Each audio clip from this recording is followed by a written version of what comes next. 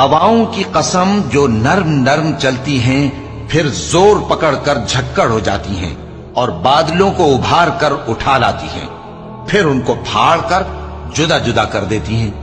پھر فرشتوں کی قسم جو وحی لاتے ہیں تاکہ عذر دور کر دیا جائے یا ڈر سنا دیا جائے کہ جس فیصلے کا تم سے وعدہ کیا جاتا ہے وہ ہو کر رہے گا، جب تاروں کی چمک جاتی رہے اور جب آسمان میں شگاف پڑ جائیں اور جب پہاڑ ریزہ ریزہ کر کے اڑا دیے جائیں اور جب پیغمبروں کے لیے وقت مقرر کر دیا جائے، بھلا ان کاموں میں تاخیر کس لیے کی گئی؟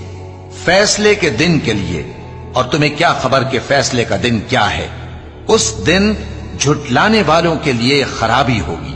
کیا ہم نے پہلے لوگوں کو ہلاک نہیں کر ڈالا تھا؟ پھر ہم ان پچھلوں کو بھی ان کے پیچھے بھیج دیتے ہیں۔